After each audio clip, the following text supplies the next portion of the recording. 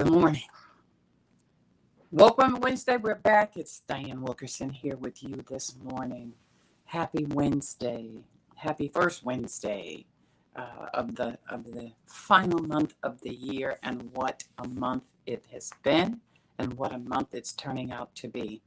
I come to you with the really privilege every week. I always start by saying the same thing.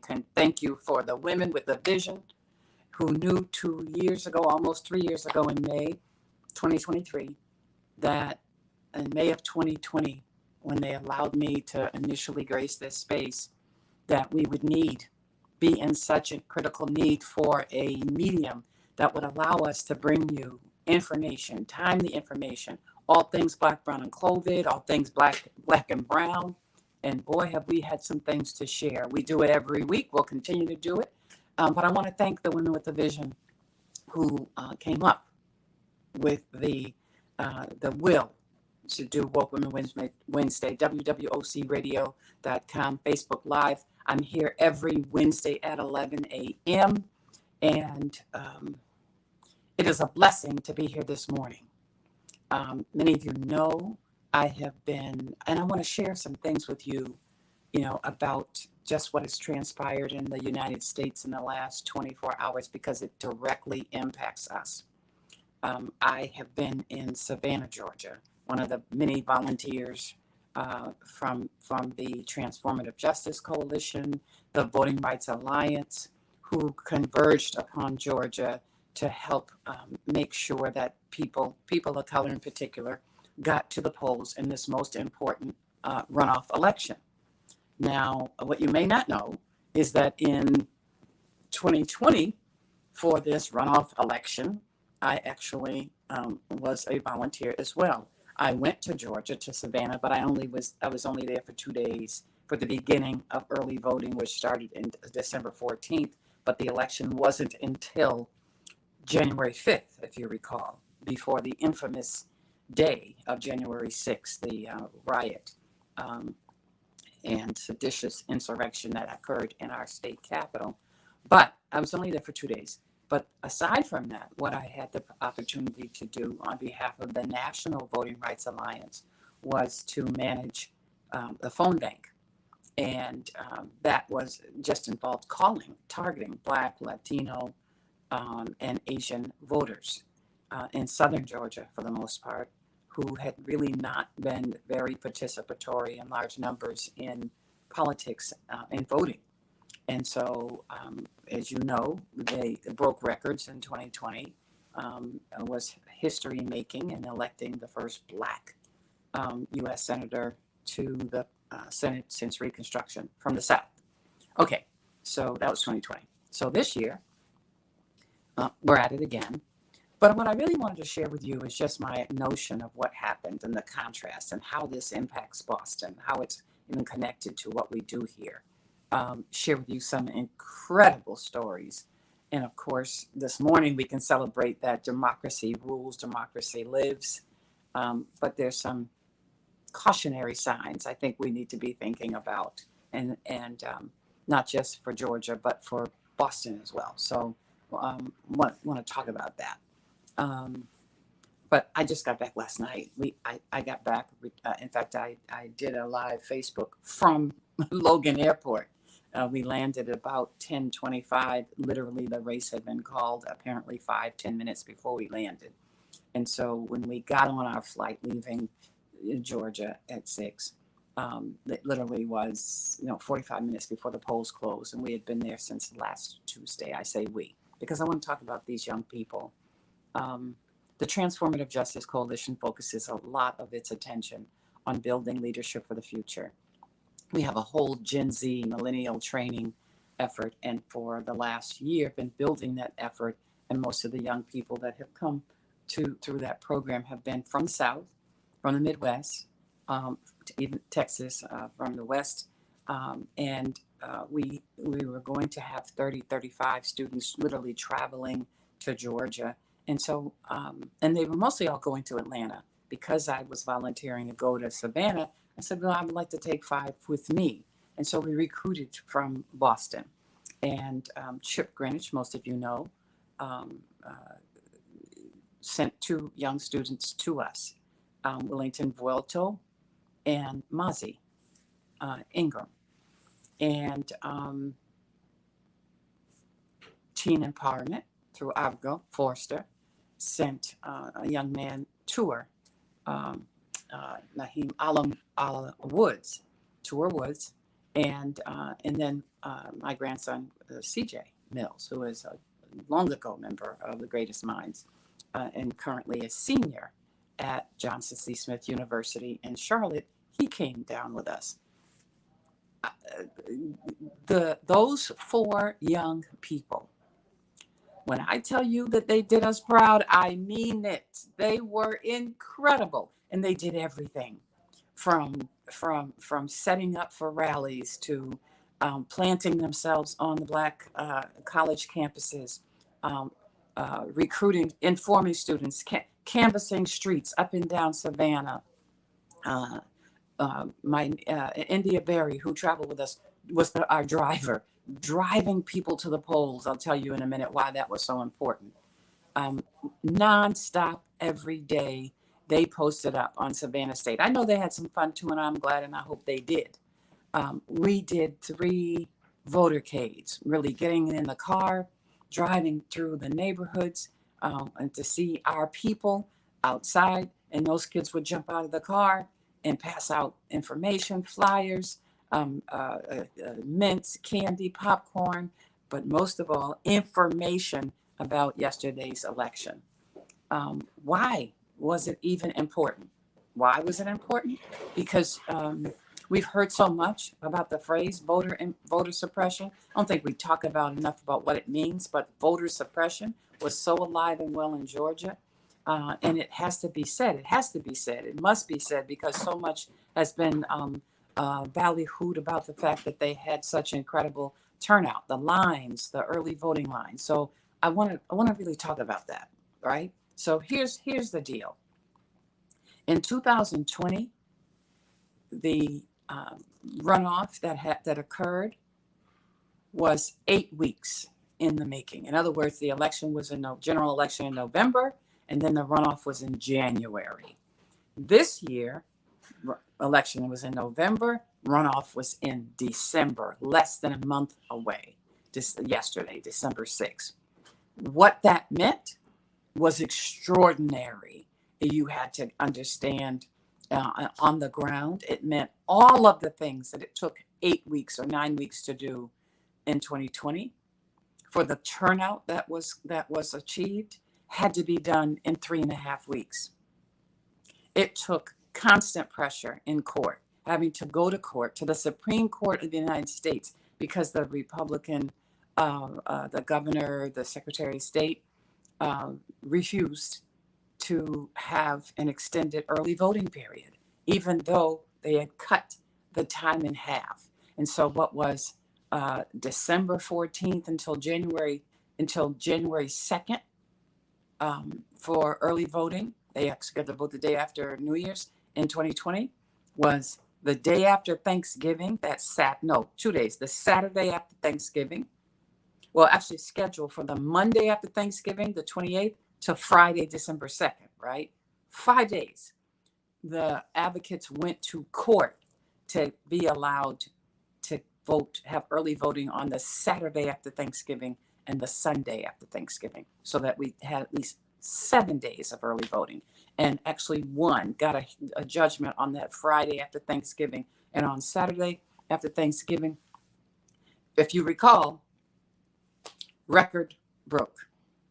Sunday after Thanksgiving, early voting, records broke. Monday, record broke. The people of Georgia broke records for early voting every single day up to and including Friday, where 350,000 plus people turned out to early vote. Why do we know? We know because we saw it, taking people to vote when lines were wrapped around buildings twice. I've never seen so many oxygen masks, ventilators, people were there, walkers, wheelchairs, but the policy is the same as here. They get to go to the front of the line, but my point is they were out there standing in line.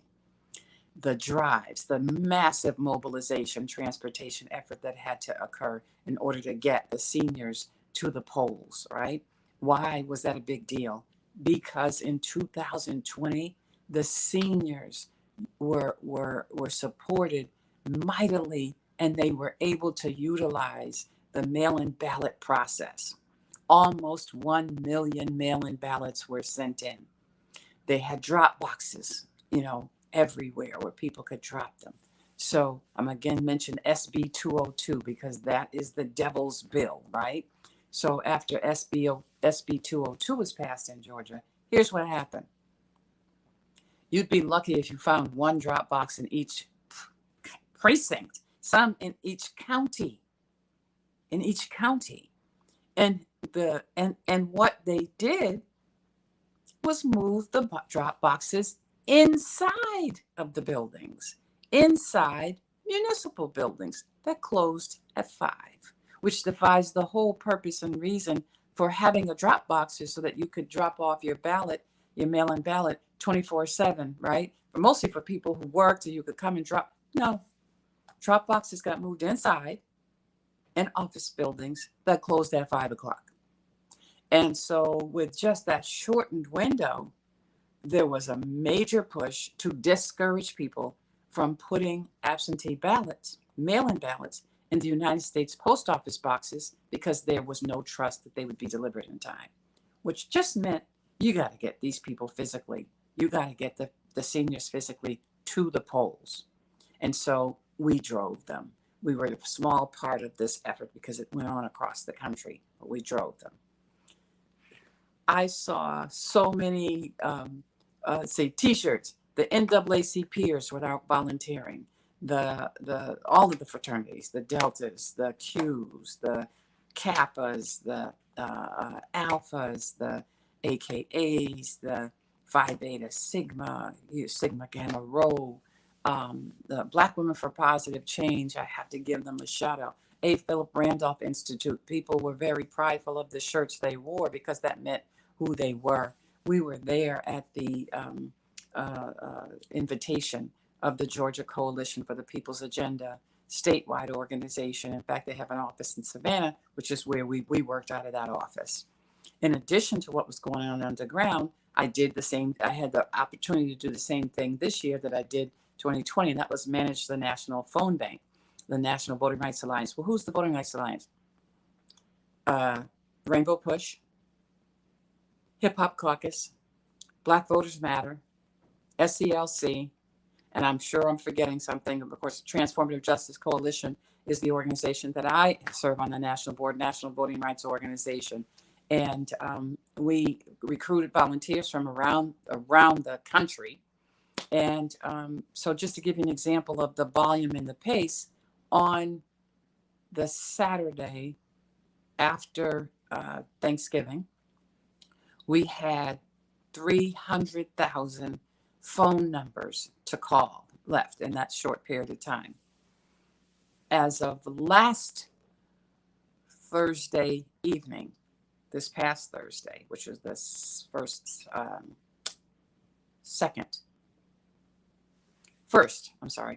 of December, we had exhausted. So all those phone calls had been made. On Wednesday night of November 30th, we received 1 million phone numbers to text. By Friday, all of those phone numbers had been texted. Just to give you an idea of the volume of activity that was occurring. Folks were incredible. They were coming from all over. And we did a little differently. We had a Zoom every day. We signed on at 12. And my able training partner, Ava James, or Lyndon Waller from the Georgia Coalition for People's Agenda, we'd stay on the Zoom so people could come on the Zoom. We would train them a few minutes, and they could get to calling or get to texting. And so if they had a question, they could come back. We were still on that Zoom.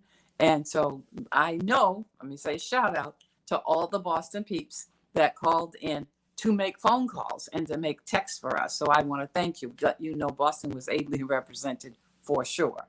It made me so proud every time I saw a name of someone that I was familiar with, that I was doing the shout outs because I literally was on the Zoom all day. Our young people, I'm actually going to have them come on sometime in the future to tell their own story, because you have to hear from them what that experience was all about. Especially the most moving of them was on this past Sunday, we got to spend the day in Brunswick, Georgia, working, right? Working. But we spent that day with Ahmaud Arbery's family, with his father, with his four aunts, and an uncle. And they worked with us. They walked with us. They voted with us. All they talked about was voting, how important it is to vote. It was an incredible opportunity and experience it was a most moving experience as well. I'll never forget it. Just won't forget it. We actually got a chance to go to Scintilla Shores, which is the place where Ahmaud Arbery was killed. In fact, to the very spot where he was hit by the car a few times and fallen onto the ground near the ditch. We were there with the family and had an opportunity to get on, take a knee and say a prayer, which was absolutely critical. And just an experience. The bottom line is the resilience, the hospitality, the grace. They took us to Ahmaud Arbery Park, and where we had lunch, and got a chance to meet some of the other residents of Brunswick. That family is focused on activism, and one of the aunts said, "I've never voted before. The death of my nephew made me an activist." And people get moved by different things. Just want you to know that is clearly what moves them. But the young people have to tell that story. Here's some other things that I wanted to share about it that I think we have to ponder for Boston. The canvassing, the votercade, the door knocking that we were doing, that our young people were so much a part of. In fact, in days that they were leading, was targeting neighborhoods we were based in Savannah, which is Chatham County, targeting neighborhoods where their general election turnout in November had been less than 50%, because there was the concern, because generally 50% is the average for their turnout. We went to Ahmaud Arbery Park, just to give you an example of what we're talking about, and it looked like our park. In fact, it reminded me of the if you go in the back of the baseball park at Northampton, Lenox, Michael Bivins basketball courts, Ramsey Park. If you go in the back, we have folks who sit there all day and, they enjoy themselves. And sometimes you'll see a brown bag, no different, except this. Every one of them were registered. And every one of them will tell us how they do it. They register from, the homeless sites, and that people come out there all the time to see them, that they are voting. Some of them had already voted in early voting when we saw them on Sunday. And we're very clear about it. Just very clear about it. No, I voted already. And they said, in fact, one said to us, "Don't get it twisted. This might be where I spend my day, but I voted. I voted." But understand what I'm saying to you. We were targeting the neighborhoods that had less than 50% turnout because they were concerned of the drop-off. That Savannah reminded me so much of Roxbury or Springfield or, Worcester or the Holyoke in the population, but they did not play. I can't wait for these young people to share with you kind of their thoughts on what they saw and how we may need to adapt some of what we saw in Georgia for our neighborhoods. The young people, they didn't play. They were out there. They were working. They were volunteering. And they voted. When our kids our young people went to Savannah State. They went to Savannah State to canvass the students. The students saw their T-shirts because they had "Let's Do It Again" second time around, Georgia Coalition. Oh, where can I vote? What do I have to do? I need to do this. I need to, because they took all of the voting voting polls off of the college campuses. Again, HBCU campuses, I should say, specifically to dissuade and discourage. And so our drivers were taking those students to the polling place from Savannah State, 10 minutes away. They would not have had any way to get there, right? They just would not have. But they took them so that they could vote. But the point is, they were looking for somebody to get them to the poll. They were looking for ways to get the vote. And when we got there, you saw the lines were down, like wrapping, or it would be the equivalent kind of wrapping around City Hall 2-3 times to vote. If you can imagine, we don't do that here. So stop. You all don't even try it. You know that we don't. You know that we wouldn't, but we should.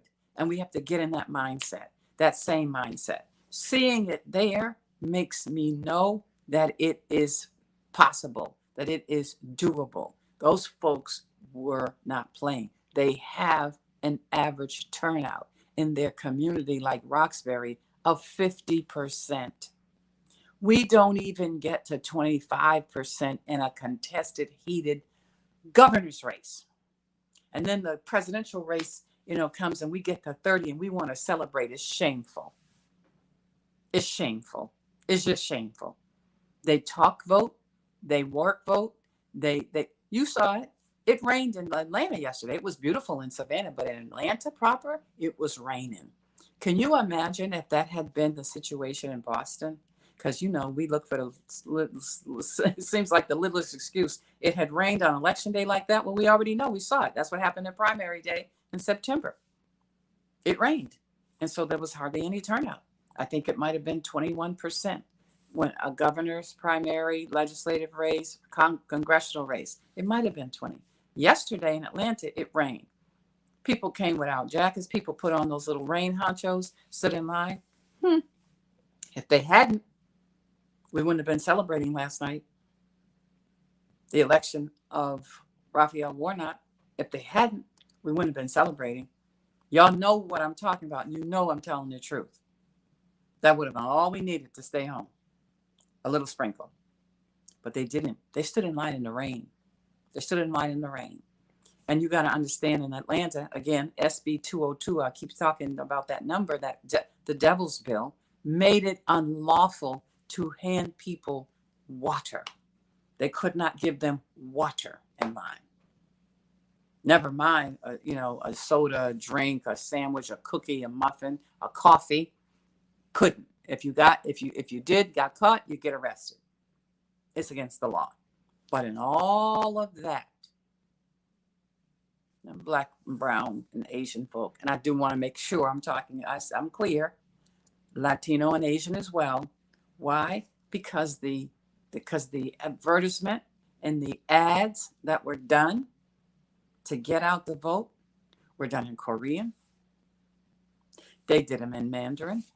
They did them in Spanish because they understood what they needed to do to target the population of people. You might not have known there's a very substantial, there's cliches of Latino voters in Georgia. And the Democrats went after them. And when I say went after them, meant respected them to do ads. It was very new and different for the Democratic Party, even for Georgia. They did ads in Korea and Mandarin for that population. So what you saw last night wasn't some kind of fluke. It wasn't just, when people say, well, how could it be so close? Yeah, because if you understood what was done to discourage that turnout, from doing away with drop boxes to make it unlawful to hand people a bottle of water, to reducing the whole campaign time from the general election to the runoff from 8 weeks into 2020 to 3 weeks in 2022, then you have to appreciate the magnitude of what that victory meant, not just to the persons, but to the people who voted and to all of those organizations that were on the ground that made it happen. And there's going to be a rush to, thank Stacey Abrams, right? She should be. But she was just, her organization was just one of so many. The Women's Voting Project, the, like I said, Transformative Justice, the Black Voters Matter. I'm sure the Georgia Coalition for the People's Agenda. They're, you know, they're nonprofits. I'm talking about not a nonpartisan. So they weren't even necessarily advocating for a candidate. But what they knew was this: if we fulfill our mission and get Black people, Latino people, Asian people to the polls, they're going to vote their interest. Let me repeat that. We get them to the poll, they're going to vote their interest. Why? Because Black women vote their interest. The Latinos who voted their interest. But we, you know, we're going to talk about all, you know, what young people, 60% of the, you know, the turnout, young folks were like 60% in the general election. They turned it out. Make no mistake, because we are all these young people. Oh, they don't vote. All the they won that race yesterday. Those young folks, man, the Gen Z millennials. I'm so glad I got to see it. I know what our folks were doing, and they were right in that mix. You would have been, like I said, it was just something. It was awesome to watch, because we literally got off the plane. We got there Tuesday night, and then 2 or 3 of our young folks got there on Wednesday. When I tell you, when they got picked up at the airport, and they were taken straight to Savannah State, and they got out that car and went to work like they knew they were at. You have to watch them. They were acting like they knew everybody. I mean, it was so seamless. And it has me thinking, this deal, young folks got a language and a vibe all of their own. If you just let them do and let them be, they're going to do the right thing. Because I saw it. I saw it in real life, saw it. I want to make sure there's nothing else that I wanted to share with you that I'm missing. I can't get water, the time. To say this, Boston, well, I would say New England, up north, right? We often carry ourselves with our nose in the air like we are better than the rest of the country, like we know more because we have such incredible educational institutions. So, you know, we do. We have the best. But you know what? This last week made clear to me that there are lessons to be learned both ways. If we handle our politics the way we saw in that South, we wouldn't have half as much to complain about. I can tell you that for sure. We wouldn't. Just let me repeat. They were concerned because turnout in what the neighborhoods, which is their equivalents to Roxbury, were under 50% in the general election. So they were determined to get them back up. I said 50%. We're lucky when we see 20 and we think it's a big deal and then complain all the time. And don't misunderstand. I'm not saying that the problem is the voters. I'm saying the problem is our process. Something is not resonating. Something's not connecting, so that we've got 80% of the people who are registered to vote who don't bother. Something is missing on the part of the organizers, the people who call themselves voting rights activists, right? Organizations, we have several, focused on getting people to vote and haven't been able to get past the 25%, and then want to blame the voters. These damn people don't vote. Something's wrong then with the message and the process, because in the South they do. At least in Georgia they do. In Savannah and Chatham County they do. And when people don't, they go out and they start talking to them. What I didn't hear was what's wrong with you? What I heard is information. What we saw was information. What we saw was real life examples being given and shared with people to make the connection between voting. The biggest, the toughest, the biggest and most incredible lesson we heard came out of Marcus Arbery, which is Ahmaud Arbery's dad, who talked about what happened when his son was killed. And he couldn't get any information from the prosecutor. It went every single day. If you don't remember, we never saw the video of what happened with him till 70 days after he was killed.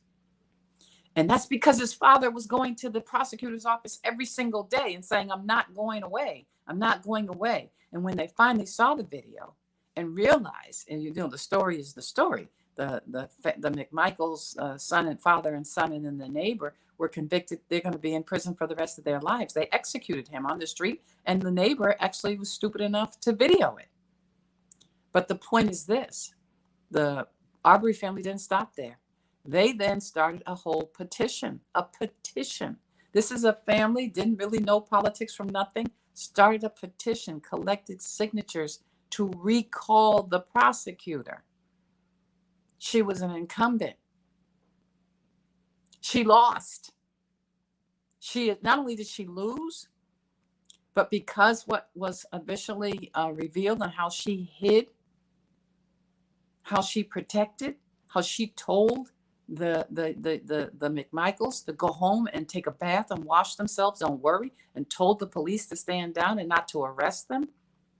She was not only voted out of office, but she's now being arrested and prosecuted for obstruction of justice, and she's going to be arraigned on the 29th of December at the end of this month. She's going to trial for what she did. Marcus Arbery, Ahmaud's father, led the petition drive to remove her. Here's a man who's never been involved at that level in politics before. So you want to know what politics can do, and you know, votes matter. Let Marcus Arbery tell you. You're going to hear from him too. Just want to share that with you. You know, celebrate the victory that we saw from last night. I am so elated that Raphael Warnock will be the senator for the next 6 years because he's good. He's already delivered. And because he's going to continue the opportunity to make lives better, not just for the people in Georgia, but for us, because his presence gives him 51 members, votes on the Senate. And also frees up our poor VP who couldn't move because she had to come break ties all the time. So now she doesn't have to do that. She can get out, she can go, and she can do herself, and she can be herself. Because I can't wait to see Kamala. But it was in the memory of the late Congressman John Lewis. In fact, you can see I have on my Good Trouble John Lewis Congressman t-shirt today in his honor, because Georgia did that thing yesterday. They turned it out. I'm blessed to be a part of it. I will be back next week again with some more information. We'll talk about Boston, although to me, this is a talk about Boston. I hope that you will be mindful and watch the news. COVID is rising again. I wore my mask on that plane. You saw me last night when I did that Facebook. I had my mask on at the airport. I am not playing. I'm not trying to get sick, heading on to the holidays. So you be mindful and be careful as well. Please do. Wear your mask when you're in large groups of people because COVID's back and is hitting already rising in Boston over the holiday. Be careful. We'll see you next week. On behalf of WWOC, Woke Women Wednesday, Senator Dianne Wilkerson signing off, saying be safe and be prayerful, be grateful. Let's celebrate Georgia and figure out how we can use some of the lesson of Georgia to make things better for all of us, because there's some lessons there. Signing off. Be well.